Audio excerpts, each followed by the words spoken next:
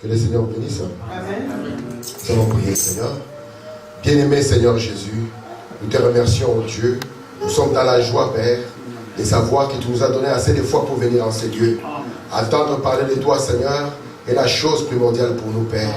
Écouter ta parole et t'instruire de toi, oh Dieu, c'est tout ce dont nous avons besoin ici-bas, oh Dieu. Regarde mes frères et mes sœurs, regarde nos enfants qui sont venus en ces lieux, oh Dieu, non pas pour rencontrer un homme, mais pour venir, Seigneur, au contact de ta parole. Viens avec ta parole. Il peut te donner à un homme de lire la parole, mais c'est à toi seul de la révéler. C'est à toi seul, Seigneur, oh Dieu, de la donner à nos cœurs, oh Père. Viens alors avec cette parole, oh Dieu, console nos cœurs, oh Dieu, pour voir nos besoins. Dis quelque chose qui nous aidera et qui encouragera notre expérience, oh Dieu. Nous pensons, Seigneur, au frère Patrick, au frère Manuel, Seigneur, que nous te confions, oh Dieu. Nous pensons, Seigneur, à la femme des frères Manuel, Seigneur. Nous abandonnons tous entre tes saintes mains, Père. Puisses-tu, oh Dieu, t'occuper d'eux, Seigneur. Souviens-toi, Père, de chaque frère et chaque sœur qui devait être enseigné, qui n'a pas pu venir, Père. Par ta grâce, ouvre la voie, afin qu'ensemble, nous puissions t'adorer dans la joie. Oh Père, nous t'abandonnons ces quelques instants. Guéris chaque maladie au milieu de nous, Père. Enlève, Père, tout ce qui n'est pas de toi. Et qu'ensemble, Père, nous puissions être bénis et remplis des bénédictions consacrées. Qu'il puisse en être ainsi, Père, au nom de Jésus-Christ. Amen. Amen. Alors que nous sommes debout, nous allons lire la parole de Dieu. Nous allons lire dans Marc au chapitre 4. Marc au chapitre 4. Je vais lire à partir du verset 3. Il est écrit ceci. Écoutez, un semeur sortit pour semer.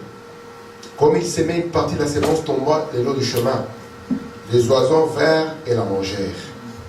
Une autre partie tomba dans une pierre, dans un endroit pierreux, où elle n'avait pas beaucoup de terre. Elle leva aussitôt, parce qu'elle ne trouva pas un sol profond. Mais quand le soleil parut, elle fut brûlée et sécha faute de racines. Une autre partie tomba dans les épines. Les épines montèrent et l'étouffèrent, et elle ne donna point de fruits. Une autre partie tomba dans la terre. Elle donna du fruit qui montait et croissait. Elle rapporta 30, 60 et 100 pour un. Puis il dit que celui qui a des oreilles entende, que celui qui a des oreilles pour entendre, entende. Amen. Que Dieu ajoute des bénédictions à la lecture de sa parole. Amen. Vous pouvez vous asseoir. Je vais continuer avec la lecture. Je prends le verset 10. Lorsqu'il fit en particulier, ceux qui l'entouraient avec les douze l'interrogèrent sur les paraboles.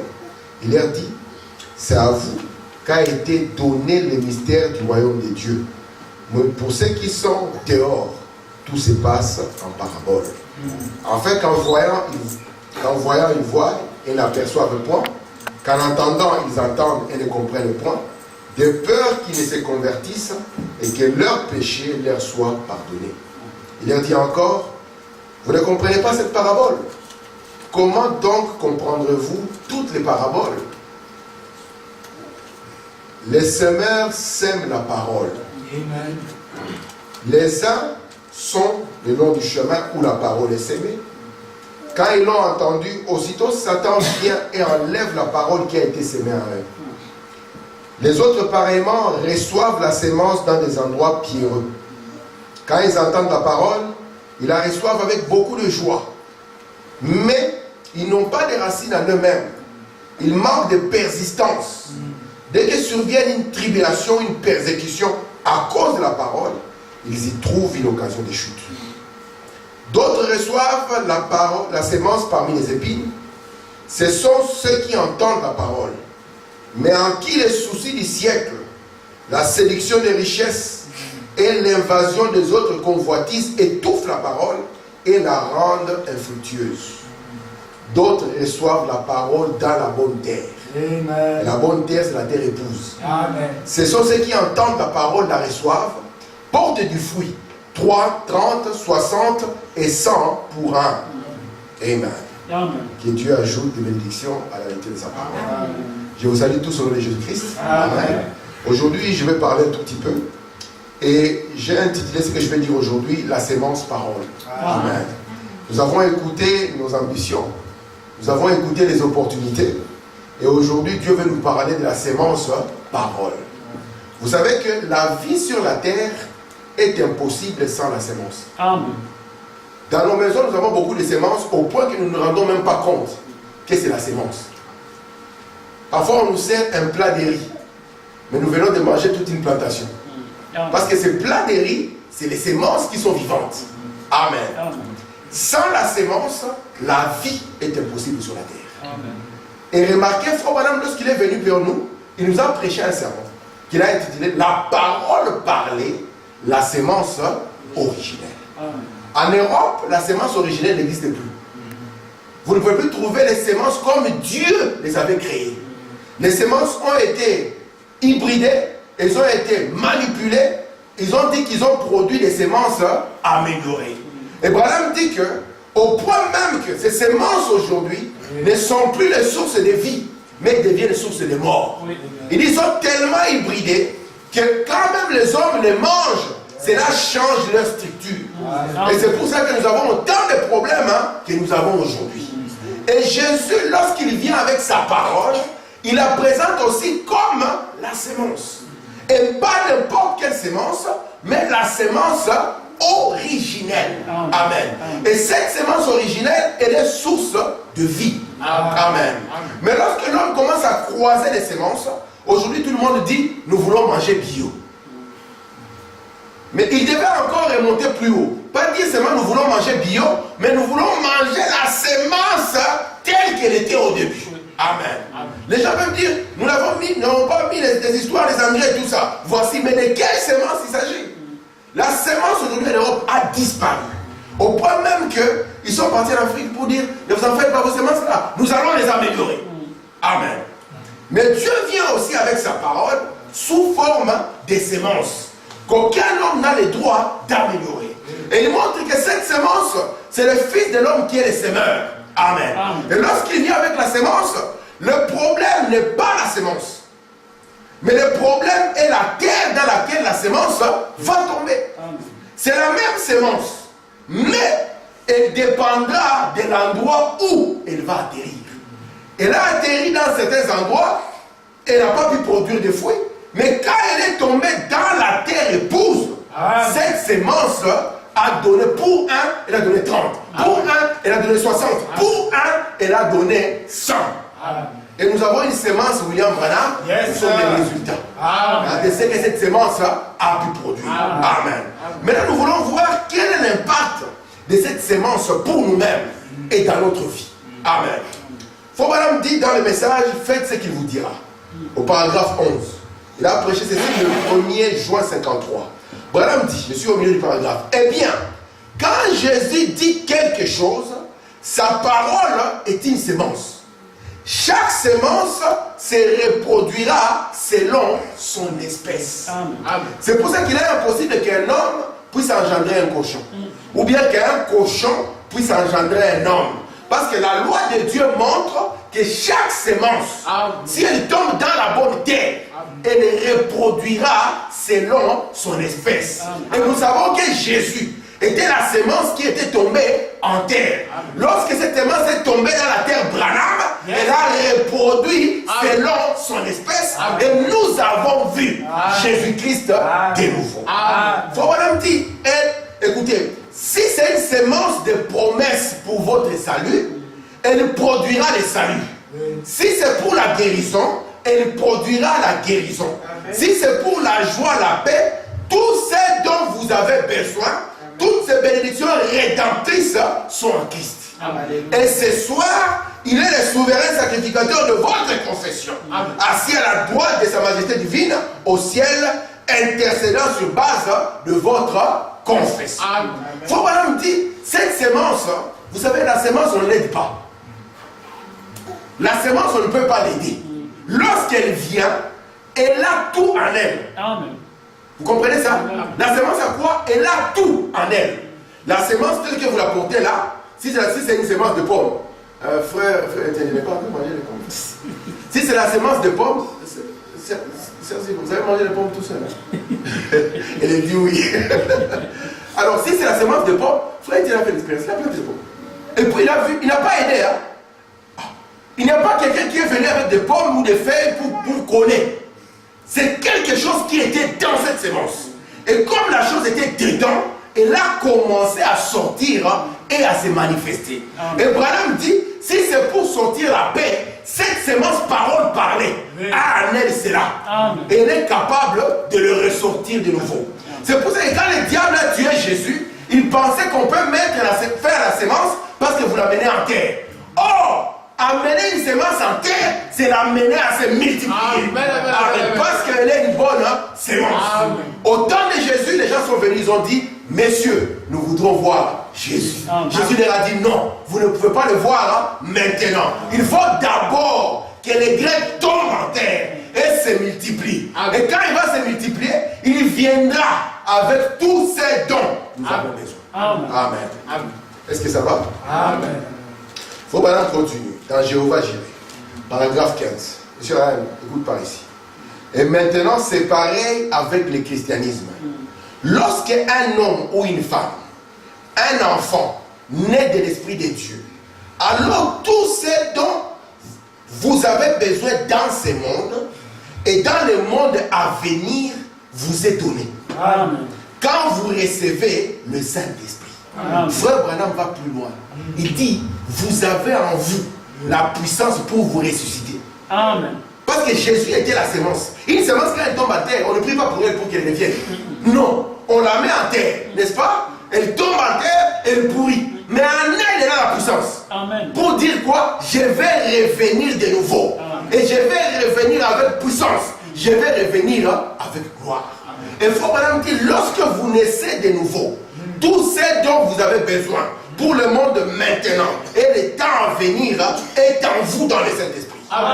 Vous êtes plantés en Christ. Selon ce que je comprends de Christ, il est la fontaine inépuisable de vie. Vous êtes simplement plantés en lui. Écoutez les conseils. Buvez, buvez et poussez. Buvez, poussez, buvez et poussez. Car tout ce dont vous avez besoin est en lui. Et lui est en vous. La seule chose que vous avez à faire, c'est d'avoir soif et de mettre à boire. Amen. Cela produira exactement ce que est la sémence. Si c'est une promesse, Dieu a promis de l'accomplir, Dieu est lié à cela, il accomplira. Amen.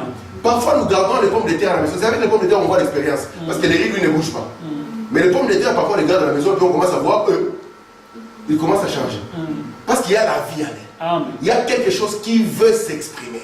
Et il faut madame dire, vous devez être conscient, nous devons tous être conscients, même moi, qu'une sémence, on ne l'aide pas.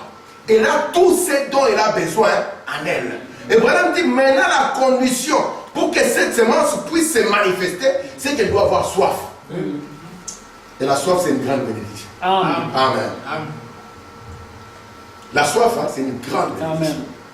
C'est la soif qui a fait que nous, les enfants de Dieu, étant nés dans l'ignorance, nous puissions revenir à lui. Amen. Parce que nous avons une soif d'être quelque chose. Et nous avons soif de voir les promesses de Dieu. Amen. Amen. Et pour le voir, nous devons boire et pousser. Boire et pousser. Je prends ici dans le message Voir Dieu, paragraphe 124. Il faut madame dire ceci. Il dit, il en est ainsi du croyant. Il est juste établi au milieu de la parole de Dieu. Quand il a besoin de quelque chose, écoutez, quand il a besoin de quoi? De quelque chose. Il boit simplement et se développe. Amen. Il boit et se développe. Quand un homme est rempli du Saint-Esprit, tout ce dont il aura besoin dans le voyage de sa vie est en lui, juste à ce moment-là. Amen. Absolument. La seule chose que nous devons faire, c'est boire, boire, boire et boire jusqu'à voir la chose. Amen. Nous sommes plantés en Jésus-Christ. Amen. Donc ce dont nous avons besoin n'est pas à l'extérieur. La solution n'est pas à l'extérieur. La solution est juste là. Amen. Mais il faut maintenant boire parce qu'il a été dit que chaque sémence se reproduira selon son espèce. Or, quand vous êtes malade, c'est cette sémence ici qui produit la guérison. Parce que cette sémence a dit, je suis l'Éternel qui vous guérit de toutes vos maladies. Amen. Quand vous avez n'importe quel besoin, c'est cette sémence qui a dit, je suis l'Éternel qui pourvoit. Amen. Il faut même dire maintenant, nous devons boire, boire et boire encore jusqu'à ce que notre soif, nous puissions l'avoir devant nous. Amen. Amen. Est-ce que vous êtes avec moi? Amen. Je prends ici dans le message, prendre Dieu au mot. Parce que nous voulons prendre Dieu au mot. Il faut madame dire, je crois que chaque parole de cela est la vérité. Et que chaque promesse divine est une sémence. Amen. Donc les promesses de Dieu viennent à nous sous forme de quoi? Des sémences. Chaque promesse de Dieu est une sémence qui se produira exactement ce qu'elle déclare. La promesse a dit, je suis l'Éternel qui prendra soin de toi. Amen. Amen. N'est-ce pas qu'il a dit ça? Il dit, même quand je traverse la vallée de l'ombre de la mort, je ne crains rien. Car tu es avec moi. C'est une promesse. Il faut vraiment dire que les promesses de Dieu sont des semences qui doivent produire selon ce qui a été déclaré. Amen. Écoutez maintenant, Fouana. Si vous adoptez l'attitude mentale correcte vis-à-vis de cela, n'oubliez pas ceci. L'attitude mentale correcte vis-à-vis de chaque promesse divine de Dieu le fera s'accomplir. Amen. Amen. Donc la parole de Dieu vient à nous sous forme de sémences. Et cette parole a en elle la capacité de produire des tas de choses. Amen. Mais elle dépendra de la terre dans laquelle elle va tomber. Le problème aujourd'hui n'est pas la parole de Dieu. Le problème aujourd'hui, c'est la terre dans laquelle cette parole tombe. Amen. C'est pour ça que Branham dit, je vous défie quelque part. Il dit, l'attitude mentale correcte. Branham montre que quand on prêche, la première partie de notre foi, il dit la plus grande partie, elle commence par une foi mentale. C'est vrai. J'ai la citation avec moi. Si vous la voulez, je vous la donnerai. Il dit la plus grande partie de notre foi, elle commence par une foi mentale. Pourquoi? Parce que la parole de Dieu vient dans votre esprit d'abord premièrement. C'est là où il y a le filtre des normes qui réfléchit. C'est là où se passe la plus grande bataille jamais livrée. Amen. Ce qui sera accepté, c'est ce qui descendra dans les cœurs. Et ce qui descendra dans les cœurs, on verra les fruits de ce qu'il y a dans les cœurs. Aussi simple que ça. Le diable veut amener sa sémence. Dieu aussi veut amener sa sémence. Et Branham vous dit l'attitude mentale d'abord correcte. Écoutez, Branham. Il dit, n'oubliez pas ceci. L'attitude mentale correcte vis-à-vis de chaque promesse divine de Dieu la fera s'accomplir. Essayez cela. Il faut leur dire non, pas essayer cela. Allez simplement le faire. Amen. Si vous avez derrière vous de quoi vous pousser à dire, je peux le faire. Par la grâce de Dieu, je vais le faire. Amen. Alors Dieu est avec vous. Amen. Écoutez ça. Si vous pouvez dire, je peux le faire. Oh, dans ce pays, c'est impossible de faire. Frère, je vais le faire. Amen. Oh non, ça, non, dans ces cas comme ça, non, ça va arriver, frère. Amen. Il faut vraiment dire, Dieu est avec vous. Amen. Vous comprenez ça? Amen. Amen. Je continue. Amen. Messieurs, nous voudrons voir Jésus. Du 9 janvier 60, paragraphe 10. Puissent mes paroles être enregistrées juste à ce moment, alors que je déclare ceci. Je crois qu'une attitude mentale correcte envers n'importe quelle promesse divine de Dieu amènera celle-ci à s'accomplir. Amen. Si vous pouvez adopter une attitude mentale correcte envers cette promesse, amen, car la promesse est une sémence. Amen. Une sémence descend en terre. Si c'est une sémence fertile qui a la vie en elle, elle se reproduira selon son espèce. Si elle est plantée au bon endroit. Amen. Si une sémence est mise en terre, Jésus a dit, la parole de Dieu est une sémence qu'un homme a sémée. C'est lui l'homme qui l'a sémée. Et si la parole de Dieu est la sémence, et si cette sémence est plantée dans de bonnes conditions, écoutez les bonnes conditions, dans un cœur rempli de foi, amen, cela rendra chaque promesse vivante. Amen. Cela produira ce qui a été promis. Ainsi, avant que nous nous approchions de sa parole, il dit parlons à l'auteur. Vous voyez ça? Amen. Donc la première des choses, c'est notre attitude. On sera ici en train de déclarer, je suis l'Éternel qui te guérit. Tout le monde dira Amen. Amen. Mais le problème commencera quand le médecin dira, vous êtes malade, messieurs. Quelle sera votre attitude? La première attitude mentale, quand un problème nous arrive, quelle est l'image que nous voyons devant nous? Amen. Quelle est la projection que nous voyons du problème qui est devant nous? Parce que la parole de Dieu n'a pas dit, je suis l'Éternel qui vous pourvoit les problèmes. Mais il a dit, je suis l'Éternel qui vient résoudre vos problèmes. Amen. Amen. Est-ce que vous comprenez ça? Amen. Merci Seigneur. Dans le message, la loi qui possède une nombre, il faut maintenant dire ceci au paragraphe 29. Toute promesse divine de cette Bible va s'accomplir. Amen. Si vous croyez, elle s'accomplira.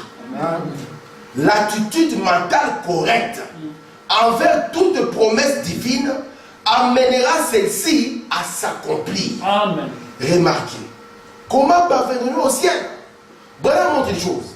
Une semence, pour qu'elle puisse s'épanouir, elle a besoin d'une atmosphère. Amen. Elle a besoin d'une certaine atmosphère.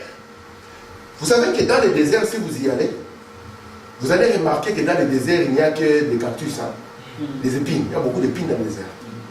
Vous savez ça? Oui. Frère Branham dit pourquoi c'est là. Il dit à la base, les cactus, c'est un arbre comme un autre. C'est que vous voyez une épine en réalité ne devait pas être. Ce sont des feuilles. Mais comme l'atmosphère là-bas est tellement mauvaise pour le développement des feuilles, alors la feuille, qu'est-ce qu'elle fait? Elle s'enroule sur elle-même. Vous voyez? Elle s'enroule sur elle-même, elle devient piquante. Et Branham dit, là où la parole de Dieu n'est pas dans les gens, ils ont la même attitude. Ils deviennent piquants. Parce que la sémence a besoin d'une atmosphère pour pouvoir produire ce qu'elle avait promise. Jésus-Christ veut se manifester. Jésus-Christ veut monter sa grandeur. Mais ce dont il a besoin premièrement, c'est votre attitude mentale. Qu'est-ce qu'il y a dans notre mental quand un problème arrive? Quel est notre compte? Parce que votre mental après prouvera votre confession. Parce que quand ça va descendre dans votre cœur, vous allez les dire par la bouche. Amen. Vous êtes là? Amen. Je suis dans le message, écoutez-le. Prêchez les 19 mai 57. Frère Branham dit ceci. Frère Branham dit ceci. Je ne savais pas dont vous en faites pas. Merci Seigneur. Il dit ceci. La lecture de la parole a quelque chose d'éternel. Chaque chrétien devrait lire la parole chaque jour. Amen.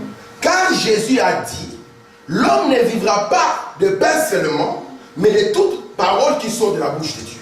Écoutez, j'aimerais faire cette déclaration. Parce que lorsque vous lisez la parole, cela vous garde dans une atmosphère. Amen. Amen. Lorsque vous écoutez Frère Branham, cela vous garde dans une atmosphère.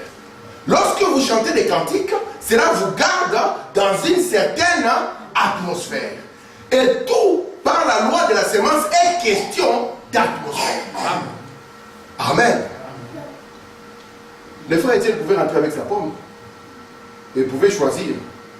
Soit je la mets dans un pot. Ma femme m'avait demandé de planter quelque chose pour elle, je ne l'ai pas encore fait, je me sens condamné. J'avais une sémence qu'elle m'a donnée, je l'ai mis dans un pot.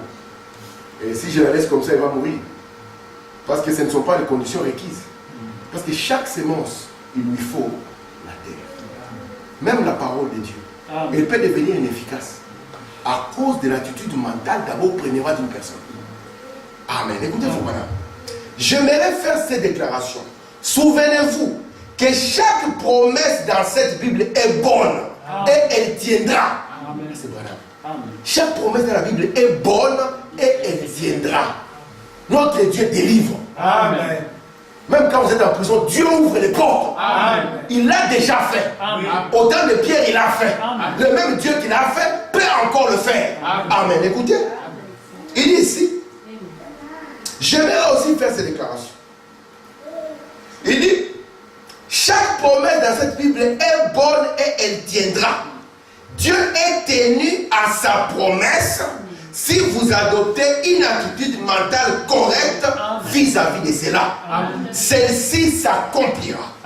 Pour chaque promesse divine qui se trouve dans la parole, si vous pouvez adopter la bonne attitude à l'égard de celle-ci, Dieu l'accomplira. Pensez-y. Car c'est une sémence qu'un semeur a sémé. Cela doit, c'est la vie. Et la vie, pour qu'elle se manifeste, elle a besoin d'une atmosphère. Vous savez que dans la Bible, Jésus n'était pas le premier à ressusciter les gens. La résurrection a commencé avant que Jésus ne vienne sur la terre. Donc dans la forme, c'est toujours Jésus en fait. Mais dans sa forme physique. D'accord? Quand il est venu à Galilée. Ce n'était pas lui la première personne qui a ressuscité les gens. Vous savez ça, non? Élie a ressuscité, non? Moïse a ressuscité. Et non, Élisée a ressuscité. Il a fait le double de ce qu'Élie avait fait. Exact. Amen. Mais quand Lazare est mort, la sœur de Lazare, les sœurs de Lazare, ils savaient que Dieu avait déjà ressuscité quelqu'un. Mais ils sont venus devant Jésus. Jésus était la sémence qui disait, je suis la résurrection et la vie. Et quand ils sont devant eux, leur attitude, vous voyez, ils l'ont appelé comment? Seigneur. Il faut maintenant dire, ils l'ont appelé Seigneur, c'est ce qu'il est. Amen. Ils n'ont pas dit faux pasteur. Ils n'ont pas dit escroc. Ils n'ont pas dit regarde tout ce qu'on a fait pour toi. Parce qu'il faut madame dire, même l'habit que Jésus portait, c'est cette famille qui a donné. Cette famille avait quitté, ils travaillaient dans les tabernacles. Ils ont quitté leur travail pour Jésus. Soit on croit au prophète, soit on ne croit pas. Il faut une question. Et Jésus est resté chez eux. Vous voyez tout ça en fait. Et Jésus est parti, les problèmes sont arrivés. Amen. Mais quand les problèmes sont arrivés, leur attitude mentale est restée correcte. Ils ont dit, notre Seigneur, il dit Seigneur, si tu étais là, parce que toi, ta présence change. Maintenant, regarde, si tu étais là, ceci ne serait pas arrivé. Jésus lui a dit, ce n'est pas si j'étais, je suis là. Moi, je ne suis pas le j'étais ni je le serai, je suis le je suis. Maintenant que je suis là, avec cette attitude, la semence va produire. Et il lui a dit, Lazare, ton frère, va vivre. Il a dit, Lazare sort. Et la parole qui avait promis la résurrection a prouvé devant tout le monde qu'il était la résurrection. Dieu a besoin de voir notre attitude. Écoutez maintenant, frère Bana. Nous allons prendre l'exemple du frère Étienne qui est notre fermier, le producteur de pommes. Vous les fermiers ici présents, notre frère Étienne, vous savez que si vous mettez votre semence en terre, n'est-ce pas? Eh bien, chaque matin, vous n'allez pas la déterrer pour voir si elle a commencé à germer ou pas. Si vous le faites, vous n'aurez jamais de récolte. C'est vrai. Vous la réfrénez chaque fois que vous déterrez. Vous la mettez en terre, vous la confiez à la terre, vous oubliez ça. Amen. Amen. C'est à Dieu de faire le reste. Amen. C'est de cette manière que vous devez accepter sa promesse. Amen. Mettez cela dans votre cœur, dites, elle a un sens pour moi, je vais la garder là. N'allez pas chaque jour dire, je vais voir si mon état s'améliore. Amen. Il n'en est pas question. Continuez seulement à croire, Dieu accomplira cela, car c'est une sémence. Amen. Oh, il y avait un problème. Je vais d'abord voir, est-ce que c'est un... Non. Nous l'avons confié, même si tout le monde dit c'est pire, nous dirons, nous l'avons confié à Dieu. Amen. Et Dieu fera le reste. Parce que si nous y allons chaque jour à déterrer, nous sommes en train de réfréner. Oui. Mais qu'est-ce que nous faisons? Nous le mettons entre les mains de Dieu. Nous gardons notre position et notre attitude correcte. Amen. Et Dieu va faire le reste. Amen. Un fermier va passer devant toi, il va te montrer, voici mon champ de maïs. Il n'y a pas de maïs qui sont visibles là. Mais lui, il connaît les secrets de ce qu'il y a dans le sol. Il faut vraiment appeler ça le mystère de la croissance secrète. Vous voyez un champ comme ça. C'est quel champ ça? Frère Étienne, toi notre fermier, tu as l'expérience. On voit ça. Ça c'est un champ de maïs. Alors qu'il n'y a aucun maïs qui est visible là. Mais lui, il sait que la sémence est dedans. Il dit, mais où est le maïs? Tu penses qu'il va courir, il va ouvrir. Viens voir, il y a un maïs. Non, il te dira, attends, tu vas voir. Tu reviendras plus tard. Tu vas voir, il y a des petits maïs. Ah, c'est ça le maïs. Mais je ne vois pas de fruits. Il te dira, attends. Et un jour, tu seras à table en train de manger le maïs. Il te dira, tu te souviens de ces champs-là? Voici ce qu'il a produit. Il en est de même hein, de la parole. Amen. Amen. Merci Seigneur. Amen. Je suis dans messieurs, nous voudrons voir Jésus. Frère Madame dit ceci. Jésus a dit, la parole de Dieu est comme une sémence qu'un homme a semée. C'est lui l'homme qui l'a semée. Et si la parole de Dieu est la sémence, et si la sémence est plantée dans de bonnes conditions. Vous savez, nous sommes dans un âge de névrosé, vous savez ça? Oui, oui. Un âge de névrosé, où les gens se soucient de tout et de rien. Et les soucis, d'abord, j'aime beaucoup quand tu commentes, comme tu sais. Je suis ton fan quand tu commentes. Il faut vraiment montrer. Vous savez que les soucis, ça produit des maladies. Combien de pourcents encore? 60%. C'est son commentaire. C'est 60%. Et quand nous devenons soucieux, la parole de Dieu ne peut plus rien faire. Parce qu'on sera exactement dans cette terre-là à cause des soucis du siècle présent. La sémence n'aura pas d'atmosphère pour pouvoir accomplir ce que Dieu a voulu faire pour toi et pour moi. Vous savez qu'un homme ne peut même pas ajouter une coudée à sa vie en se souciant. Si aujourd'hui on me prend, on dit frère Tim, on va te tuer. Si je commence à me soucier, ça va changer quoi? Mais je vais proposer, donne-moi les repas. Ma femme, j'aime bien les repas qu'elle prépare. Allez prendre ça, que je mange au moins ça. Et que je sois dans la joie parce que je vais quand même partir. Et Branham nous montre que nous les chrétiens, nous devions ne pas avoir ce genre d'attitude. Parce que notre vie sur la terre, écoutez-moi bien, notre vie, quand nous quittons le ventre de notre mère et que nous entrons sur la terre ici, c'est pour que nous puissions être éprouvés. C'est ça le but de Dieu. Et le diable va nous éprouver par tous les moyens qu'il pourra. Mais la seule des choses, il ne peut pas vaincre la sémence. Amen. Amen. C'est pour ça qu'au cours des âges, il a tué la sémence. Il a mis en terre. La sémence est ressortie. Paul me dit, vous ne pouvez pas garder une sémence en terre lorsqu'il y a les bonnes conditions. Même si vous mettez du béton, vous allez voir le béton se fissurer et une petite feuille qui sort. Ah, comment tu es sorti? Parce que la sémence, là, on ne sait pas la retenir.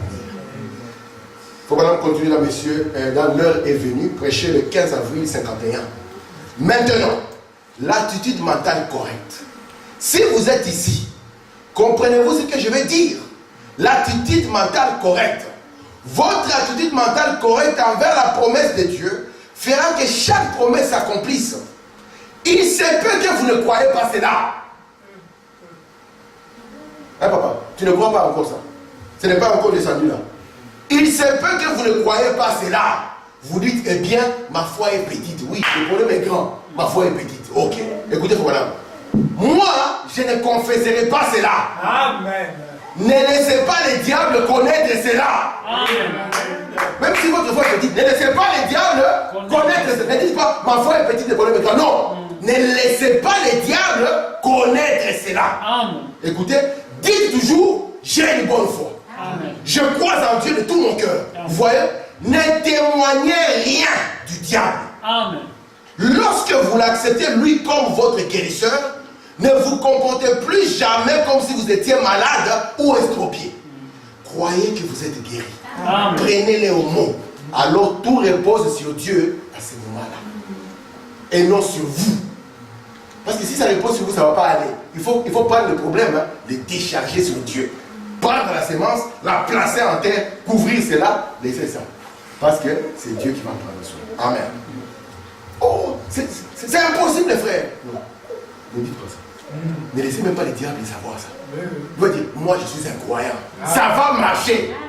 Pourquoi? J'ai Dieu. Pourquoi? J'ai le message. Pourquoi? J'ai frère Branham. Pourquoi? J'ai frère Branham a dit.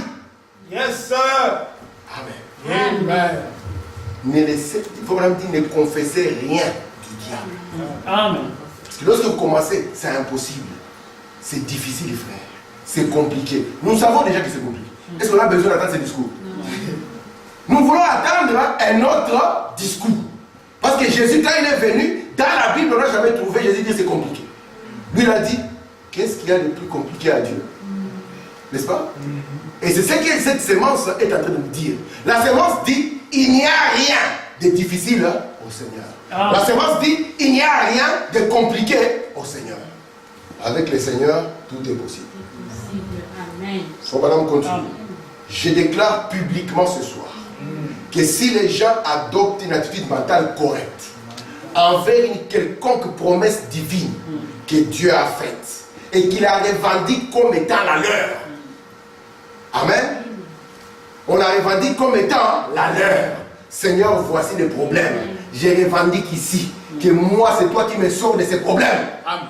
Amen. Il faut maintenant dire Dieu l'accomplir. Amen. Si vous adoptez une attitude correcte envers elle, sachant que Dieu l'a dit, la promesse vous appartient. Elle est votre propriété personnelle. Donc tu as fait un cas personnel. Je suis l'Éternel qui me guérit, ça devient ma propriété personnelle. Quand quelqu'un me parle de la guérison, il dit c'est mon cas. C'est moi. Amen. Écoutez, quand Jésus a dit, la parole est une semence qu'un semeur a semée. Et une semence, si elle est semée, est une semence fécondée et qu'elle tombe en terre. alors cette sémence, dans les conditions requises du soleil et d'humidité, elle manifestera ce qui est en elle. Vous comprenez cela? Amen. Amen. Merci Seigneur. Amen. Merci mon Dieu. Je continue dans le message de Dieu immuable. Eh bien, au commencement était la parole était avec Dieu, n'est-ce pas? Amen. Maintenant, on se demande comment le monde se trouve là. Frère Christian, ce monde sort d'où? Maman, ça sort d'où? Ce monde. Écoutez, voyez-vous, la parole de Dieu, c'est la parole de Dieu qui a créé le monde. Amen. Hébreux 11 nous dit que le monde a été fait des choses qu'on ne voit pas. Voyez-vous, c'est Hébreux 11, verset 3 qui le dit. Et Fort Madame dit, même Einstein, l'homme le plus intelligent, lorsqu'on lui a posé la question, d'où vient ceci? Il a dit, le visible provient de l'invisible. Amen. Écoutez, voyez-vous, Dieu l'a appelé à l'existence par la parole. Parce qu'il est Dieu. Vous savez que Dieu devait croire aussi. Amen. Mais Dieu devait croire. Et vous pensez que Dieu a douté lorsqu'il a dit que la terre soit? Madame dit, quand Dieu a dit que l'arbre soit, il n'y a pas un arbre qui est descendu comme ça, frère Christian. Jamais. Ça a pris du temps. Parce que cette parole est partie sous forme de sémence. Et elle était en terre sous forme de sémence. Si tu me dis, madame, tu me dis, je te donne. Il n'y a pas de problème. Elle était en terre sous forme de sémence. Et il faut madame dire, ça a pris du temps et du temps et du temps. Dieu devait croire. Et cela a fini par sortir. C'est pour ça que la parole de Dieu ne peut pas sortir sans accomplir ce pourquoi elle est sortie. Parce qu'elles sont sous forme de sémence et Dieu croit à sa parole. Amen. Écoutez. Voyez, c'est la parole de Dieu qui a créé le monde. Hébreux 11 nous dit que le monde a été fait des choses qu'on voit. Voyez-vous, Dieu l'a appelé à l'existence par la parole parce qu'il est Dieu. Il a simplement dit que ceci soit et la chose fut. Amen. Par conséquent, si au commencement était la parole, que la parole parlée était une parole créatrice, si chaque parole qui a été prononcée ne peut pas être retirée parce qu'il aurait une erreur, au commencement était la parole était avec Dieu, et la parole était Dieu. Écoutez, et la parole a été faite chair, elle a habité parmi nous, laquelle est Christ. Maintenant, la parole est écrite de Dieu dans la Bible. C'est sa parole qui nous est destinée. Et chaque promesse a derrière elle la même puissance de création qu'avait la parole de Dieu au commencement. Amen, amen, amen. Si nous croyons quelle est la parole de Dieu, cela dépend de là où la semence tombe. Amen. Si elle tombe dans la terre, une terre qui peut créer l'humidité ou la nourriture autour de la promesse de Dieu, cela manifestera chaque promesse faite à la Bible. Amen. Parce que la parole de Dieu se nourrit de la parole de Dieu. Il faut dire même Dieu, il se nourrit de la parole. Amen. Ajoutez parole à la parole. Amen. Eh bien, l'attitude mentale correcte envers toute promesse de Dieu manifestera cela. Amen. Si vous regardez simplement à cela, prenez soin de la parole comme il faut. En effet, le Dieu infini qui a prononcé la parole de Dieu. Amen. Vous êtes de la race de Dieu. Amen. Vous savez ça? Amen. Parce que vous avez été créé à l'image de Dieu. C'est pour ça que vous me dit, ayez une bonne attitude mentale correcte, parce qu'après cela finira dans votre propre confession. Amen. Au lieu de dire, je suis l'Éternel qui te guérit, tu vas déclarer, je suis l'Éternel qui guérit Christian. Amen. Amen. Je suis l'Éternel qui sauve Christian. Je suis l'Éternel qui délivre Étienne. Je suis l'Éternel qui remplit Jospin. Je suis l'Éternel qui bénit X. Amen. Et tu prends ça pour toi. Amen. Et tu deviens exactement dans la position de Dieu, dans une position créatrice. Amen. Amen. Amen. La parole de Dieu est une sémence. Amen. Amen. Faut madame continuer. Je lis encore 2 citations et j'arrête. La parole, je suis dans Montre-nous le Père, prêché le 6 juin 63. La parole a dit, Jésus est une sémence qu'un semeur a semée. La parole a dit, Jésus est une sémence qu'un semeur a semée. Et toute sémence fécondée, qui est dans une bonne terre, se reproduira selon son espèce. Maintenant, je me rends compte que ceci est enregistré. Nous avons un ministère de bandes partout dans le monde. Et beaucoup de gens prennent juste ici ce soir, où environ 1000 personnes écoutent, avant que cette bande ne s'arrête. Des milliers et des milliers l'écouteront. Mais madame, tu n'as pas d'argent. Tu n'es pas connu. Comment tu crois que les gens vont écouter? Le prophète savait que des milliers et des milliers écouteraient là-bas. Voyez-vous, à travers les mondes. Et les bandes de frères madame jouent à travers le monde. Les prédications de Billy Graham, je ne sais pas. Oral Robert, je ne sais pas. Tous ces gens-là, Alain, je ne sais pas. Mais ces prédications ici devaient jouer à travers le monde. Écoutez, frère madame. Je continue d'enregistrer. Et voici ce que j'ai dit de la part de Dieu, de la parole de Dieu.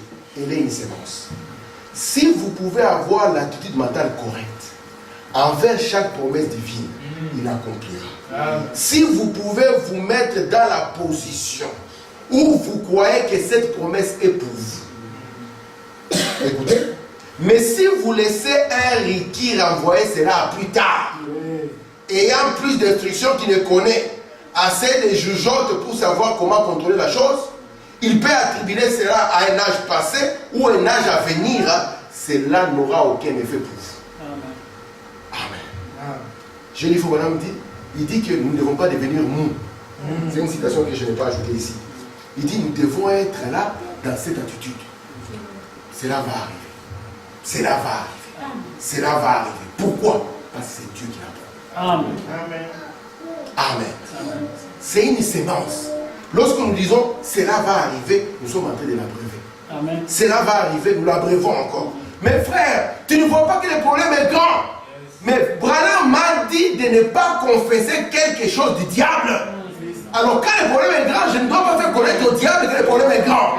Je vais faire connaître au problème que mon Dieu est grand.